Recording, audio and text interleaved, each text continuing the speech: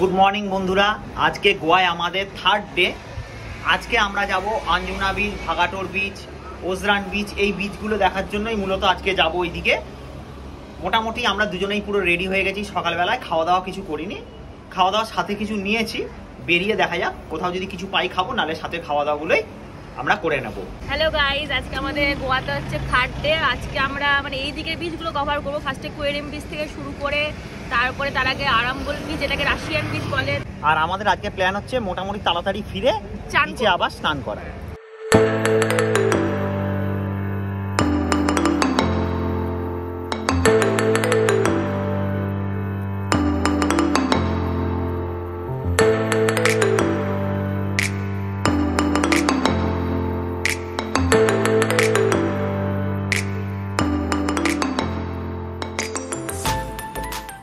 বহু পুরনো একটা চার্চ দেখেই বোঝা যাচ্ছে, যদিও গেটের তালাটা নতুন, তালাটা দেখে মনে হচ্ছে যে হ্যাঁ এটা খোলা হয়, কিন্তু এর আশপাশের দেওয়াল দেখেই বোঝা যাচ্ছে এটা কিন্তু বহু বছরের পুরনো।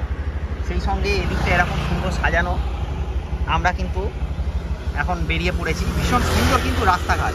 ওই যে সামনে রয়েছে আই লাভ গোয়া, এই জায়গাটাও কিন্তু ভীষণ সুন্দর। আমি জুম করে দেখাচ্ছি, এই যে নামকে কাছে আই লাভ গোয়া।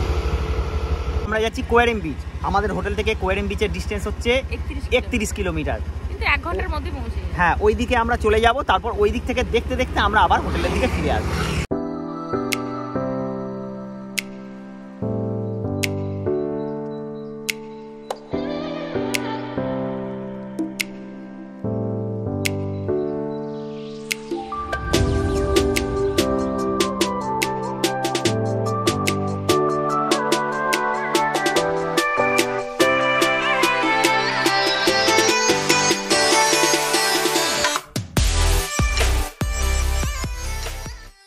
এখন আমরা এসে দাঁড়িয়েছি চার্চ অফ সেন্ট অ্যান্টনির। চার্চে এখানে এসেছি, বেশ ভালো লাগছে। চার্চটা বেশ বড়। এটা আমাদের পথে যেতে যেতে পড়লো বলে আমরা দাঁড়ালাম এখানে। হ্যাঁ, কালকে যেহেতু তোমরা দেখেছিলে বাসিলিকা বোমজি চার্চটা 5টা ক্লোজ হয়ে গেছিল, শুধু ওটা দেখতে পারিনি, তাই একটু গোয়ার চার্চ কিরকম হয় একটু এক্সপিরিয়েন্স করার জন্য এসেছি। এই হচ্ছে চার্চ অফ সেন্ট অ্যান্টনি। বেশ বড় চার্চটা, কিন্তু অনেকটা জায়গা নিয়ে কিন্তু এখানে রয়েছে চার্চটা। এইদিকে বেশ সুন্দর গাছগুলো রয়েছে।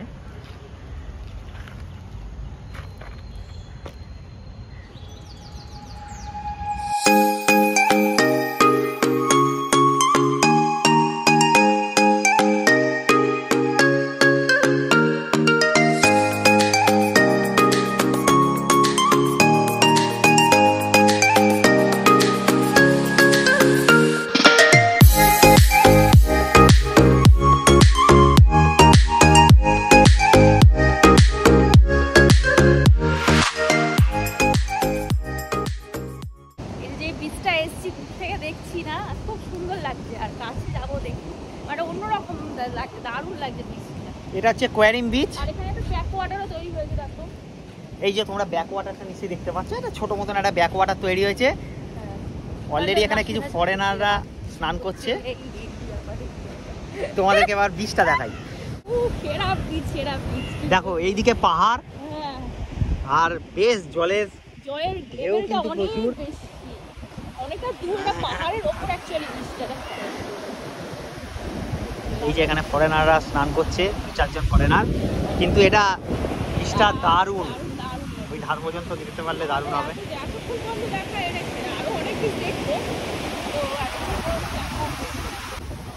আমরা এখন নেমে গেছি সমুদ্রে, হালকা একটু পাটা জাস্ট ভেজাচ্ছি। হ্যাঁ, স্নান করবো না, অনেক জায়গায় ঘুরতে হবে। এখন তো দেখো এখানে পড়ে গেছিলাম, এখানটা বালিগুলো না কিরকম যেন পড়ে যাচ্ছে। এই যে এই জায়গাটায় ও কিন্তু পড়ে গিয়েছে। আমি না, তুমিও পড়ে গেছে। তো এই জায়গাটায় কিন্তু বিচটা দারুণ লাগছে, ঢেউ কিন্তু বেশ বড় বড়। আমার তো সব থেকে ভালো লাগছে ওই যে ওই দিকটা আমার ভীষণ ভালো লাগছে। তার কারণ ওই দিকটাতে কিন্তু বেশ পাহাড়টা এসে পুরো সমুদ্রে মিশে গেছে, এর জন্য দারুণ লাগছে আমার এই বিচটা। এই হচ্ছে কোয়েরেম বিচ। কোয়েরেম বিচের দৃশ্যটা তোমাদেরকে একটু দেখিয়ে দিই। বিচটা একদমই শান্ত নির্জন বিচ এটা। ওই দিকটায় আমরা একটু যাব, পাথর পাথর মতন রয়েছে, আমাদের যাওয়ার ইচ্ছা হচ্ছে ওই দিকটায়। এইদিকে দুজন ফরেনার স্নান করছে। আর বিচে কিন্তু তেমন কেউ নামেনি। আর ওই দূরে আমরা দেখতে পাচ্ছি, আমি আর দেখতে পাচ্ছি আরেকজন নেমেছে, আর ওইদিকেও কিন্তু পাহাড় এসে মিশেছে। এই বিচটা কিন্তু আমার বেশ ভালো লাগছে, দারুণ লাগছে। যে কটা বিচে এখনো পর্যন্ত ঘুরলাম তার মধ্যে এই বিচটাই সব থেকে ভালো লাগছে। নর্থের মধ্যে এই কোয়ারিং বিচটাই কিন্তু আমার মনে হচ্ছে সেরা। যদিও এখনো সবগুলো আমরা জায়গায় যাইনি, সব বিচগুলো এখনো যাওয়া হয়নি, কিন্তু তাও মোটামুটি ছবিতে তো দেখেছি। আমার কিন্তু মনে হচ্ছে এই বিচটাই সব থেকে ভালো বিচ।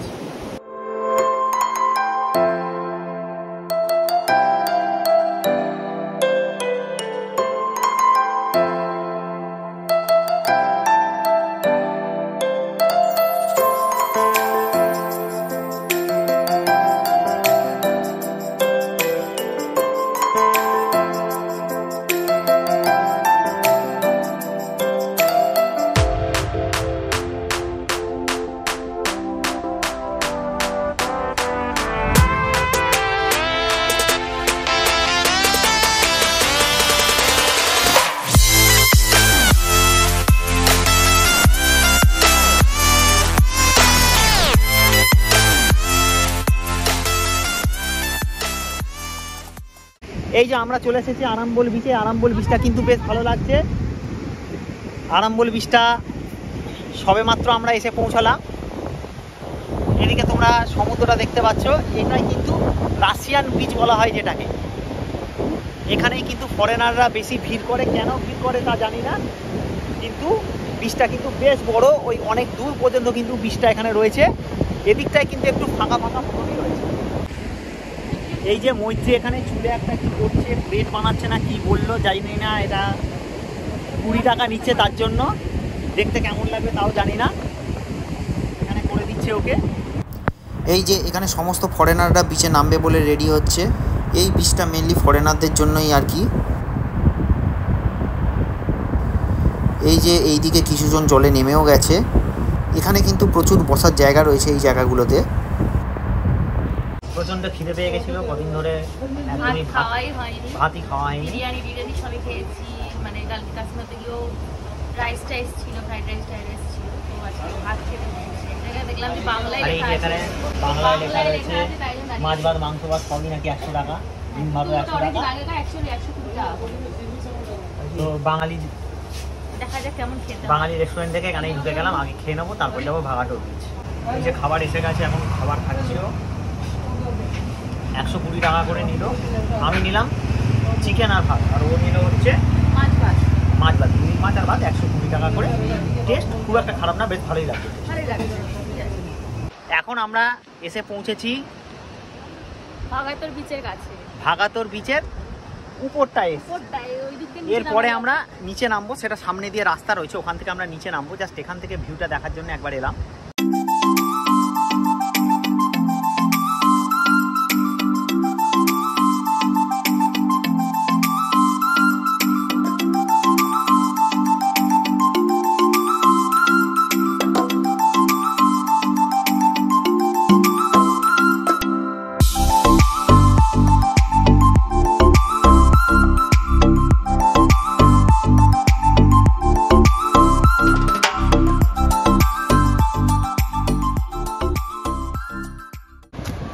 এই হচ্ছে ভাগাটোর বিচ, একটু পাথুরে বিচ এটা। এখানে কিন্তু মোটামুটি বেশ লোকজনও হয়েছে। এখন আমরা ভাগাতর বিচে আছি। খুবই সুন্দর, চারিদিকে পাথুরে টাইপের বিচটা। এখানে স্নান করা হয়তো যায় না, ওই জাস্ট একটু পাটা ভেজানো যায়। আর চারিদিকেই পাহাড়, মানে দারুণ সুন্দর। এরপরে কিন্তু উপরে হয়তো চাপুরা ফোর্ট কোথাও একটা আছে, সেখানেও আমরা যাবো। এই হচ্ছে বিচের ভিউটা, পাথর ভর্তি চতুর্দিকে, বড় বড় পাথর চতুর্দিকে, পুরো বড় বড় পাথর ভর্তি। ভিউটা অন্যরকম লাগছিল, ওপর থেকেও খুব ভালো লাগছিল ভিউটা দেখতে। পাশে ওজরান বিচ আছে, যেহেতু উপর থেকে দেখা যাচ্ছিল ওজরান বিচটা, তাই আমরা আর ওটায় আর যাচ্ছি না। এরকমই বিচ আর কি, আলাদা কিছু নয়। আর ওইদিকে দূরে যে পাহাড় দেখা যাচ্ছে, ওই পাহাড়ের ওপরই কিন্তু চাপুরা ফোর্ট রয়েছে। ওই অনেকটা উঁচুতে আমরা লোকজনকে দেখতে পাচ্ছি। চাপুরা ফোর্টেই খুব সম্ভবত, আমি একটু জুম করে দেখানোর চেষ্টা করছি। জুম করে একটু দেখানোর চেষ্টা করছি। এই যে আমার আঙুলের সোজাসুজি, এই যে আঙুলের সোজাসুজি কিছু লোকজন আছে, ওটা ওটাই খুব সম্ভবত চাপড়া ফোর্ট। আমরা এটা ঘোরার পর ওখানে যাব। আমরা দুজন কিন্তু এখন জলে নেমে পড়েছি। এত ভালো লাগছে, ঠান্ডা জল, চান করবো কালাঙ্গুটে বিচে গিয়েই চান করবো আজকে। এই বিচটা কিন্তু বেশ ভালো লাগছে, ঠান্ডা জল। এই জল ছেড়ে আর যেতে ইচ্ছা করছে না, আমরা জলেই থেকে যাই। এখন আমরা চলে এসেছি চাপড়া ফোর্টে। মানে এত রোদ এই জায়গাটা, রোদ্দুর প্রচন্ড, আর একটুখানি ঢালু মানে উঁচু রাস্তা বলে আসতে একটু কষ্ট হচ্ছে। জানি না এটা কি করে দেখতে পারবো, কষ্ট হচ্ছে খুব। সেই উপরে কিন্তু লোক উঠেছে, অনেক উপরে। তা আমরাও আস্তে আস্তে উঠি, দেখি নামার সময় হয়তো কষ্ট হবে না, যেহেতু রোদ্দুর আছে তাই জন্য একটু কষ্ট হচ্ছে। অনেকগুলো সিঁড়ি আছে মনে হচ্ছে দেখে। এই যে সিঁড়ি দিয়ে উঠতে গিয়ে হাঁপিয়ে গেছে, তাই এখানে বসে পড়েছে। অনেক সিঁড়ি যেহেতু সিঁড়িটা অতটা ব্যাপার ছিল না, যেহেতু খুব প্রচন্ড। আমরা অনেক উঠেছি কিন্তু অ্যাকচুয়ালি রোদ আছে, তারপরে এমনি রাস্তাটাও মানে উঁচু ছিল অনেকটা, তারপর সেখান থেকে উঠে এসে সিঁড়িটা একটু রেস্ট করে নিচ্ছি। কিছু দূরে সমুদ্র দেখা যাচ্ছে, যেহেতু আমরা একটু উঁচুতে বসে আছি তাই দূরে কিন্তু ওটা কিন্তু ভাগাটোর বীচ দেখা যাচ্ছে দূরে। আর এদিকে কিন্তু প্রচুর পাহাড়ের ওপর বাড়ি, এগুলো কিন্তু সব দেখা যাচ্ছে। এই হচ্ছে চাপড়া ফোর্টের উপরের অংশটা, ওই হচ্ছে এন্ট্রান্স। আরও এদিকে রয়েছে, আমরা একটু এদিকে যাই। এটাই হচ্ছে সেই ফোর্ট।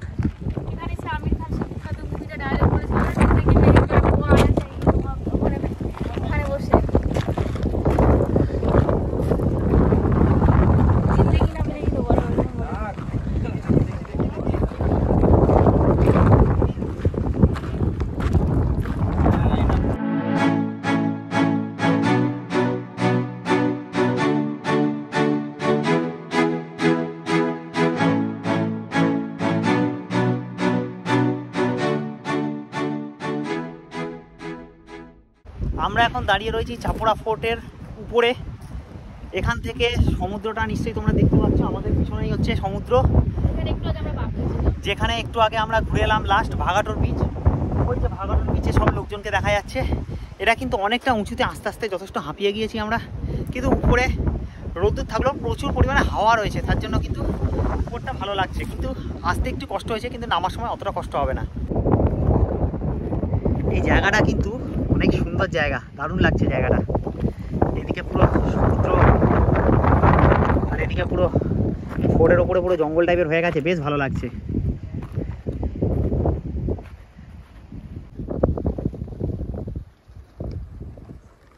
তো এত গরমে কোল্ড ড্রিঙ্কস ছাড়া হচ্ছিল না, তো একটা কোল্ড ড্রিঙ্কসের বোতল কিনলাম, যেটা এমনি 20 টাকা দাম হয়, সেটা এখানে 30 টাকা নিচ্ছে। অ্যাকচুয়ালি এরাও বিজনেস করছে, কি করবে, হয়তো পাওয়া কঠিন, তাই জন্য 30 টাকা করে নিচ্ছে। এখন আমরা চলে এসেছি পাড়া রোডে, মানে কিছু নারকেল গাছ আছে পরপর সারি দিয়ে, দেখতে সুন্দর লাগে। এটাই হচ্ছে পাড়া রোড। এখানে কোন একটা সিনেমার শুটিং হয়েছে, আমার মনে নেই, ডিয়ার জিন্দেগি নাকি সিনেমার শুটিং হয়েছে, আলিয়া ভাট আর শাহরুখ খান। তা এইখানে ব্যাপারটা হচ্ছে, এখানে রাস্তাতে গাড়ি পার্ক করা যাবে না বা দাঁড় করিয়ে ছবি তোলা যাবে না, তার জন্য এখানে বাইকটা রাখতে হলে 50 টাকা পার্কিং চার্জ। আমরা একটুখানি যাব, হেঁটে ঘুরে আসবো, তারপরে বাকি রাস্তাটা আমরা স্কুটি নিয়ে যাব, তখন আর সেখানে দাঁড়ানোর কোনো ব্যাপার রাখবো না। এই যে পরপর নারকেল গাছগুলো রয়েছে এই রাস্তার উপর, এটাই হচ্ছে পাড়া রোড। গোয়াতে প্রচুর রাস্তা কিন্তু এরকমই নারকেল গাছের সারি রয়েছে পরপর, আলাদা কিছু নয়। কিন্তু এই জায়গাটায় একটু ফেমাস হয়ে যাওয়ার পর থেকে এখানে 50 টাকা পার্কিং চার্জ নিচ্ছে। আমরা কিন্তু এক প্রস্থ ঘুরে হোটেলে চলে এসেছিলাম। চলে এসে ড্রেস ছেড়ে গিয়েছিলাম কালাঙ্গুটে বিচে স্নান করতে, স্নানও করা হয়ে গেছে। তারপরে এসে একটু চাটা খেয়ে রেস্ট করে এখন আমরা যাব অঞ্জনা বিচ। অঞ্জনা বিচটা আমাদের তখন যখন বেরিয়েছিলাম সকালবেলা তখনই যাওয়ার প্ল্যান ছিল, কিন্তু একটু দেরি হয়ে যাওয়ায় তখন আমাদের সমুদ্র চানটা নাহলে মিস হয়ে যেত, তাই ওটা মিস না করার জন্য আমরা অঞ্জনা বিচটা তখন মিস দিয়ে আমরা হোটেলে ফিরে এসেছিলাম। এখন যাব অঞ্জনা বিচটা দেখতে, আর টিটোস লেনটা আরেকবার আমরা যাব একটু ঘুরে দেখতে পুরোটা, আর তারপরে কালাঙ্গুটে বিচে একটু বসবো।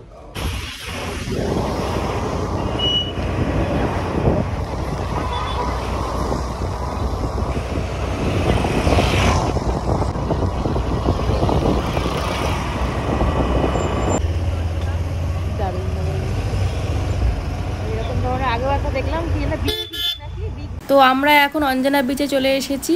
এখানেও পার্কিং 50 টাকা, বেশিরভাগ জায়গাতে 50 টাকা, খুব কম জায়গাতেই 20-30 টাকা। আর এই যে রাস্তাটা, এটাই বিচে যাওয়ার রাস্তা। এই হচ্ছে রাতের অঞ্জনা বিচ। আমরা ইচ্ছা করে রাত্রিরেই এখানে এলাম, যদিও সেভাবে কিছু দেখানো যাচ্ছে না রাত্রির বলে। ওইদিকে বিচ স্যাক্সগুলোতে সব আলো জ্বলে উঠেছে।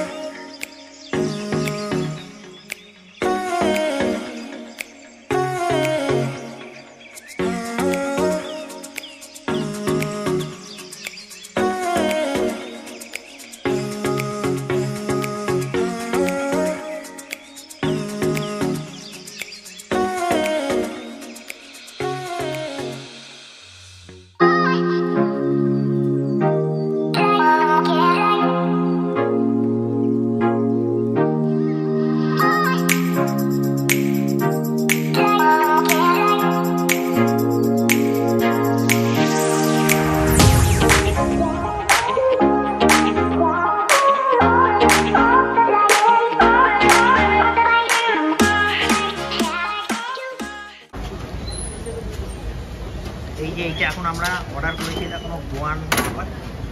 নামটা জিজ্ঞেস করছি। নাম কি আছে? চিকেন শর্মা।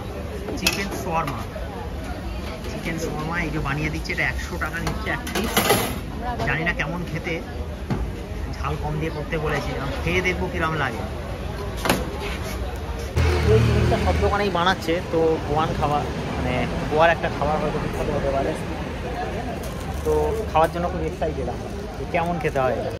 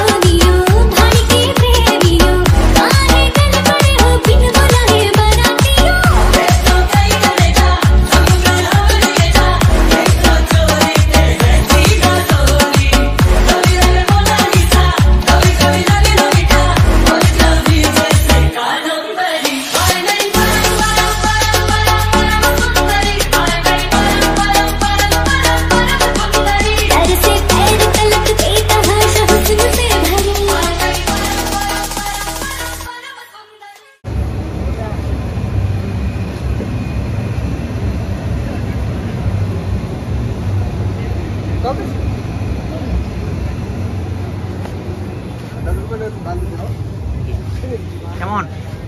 কালকেও খেয়েছি, আজকেও খেলাম, খুব ভালো এত লাগে। ভালো লেগেছে আবার খেচ্ছ? তোমাকেও তো বললাম কিনে না। না, এ খাবো না, ভালো লাগে।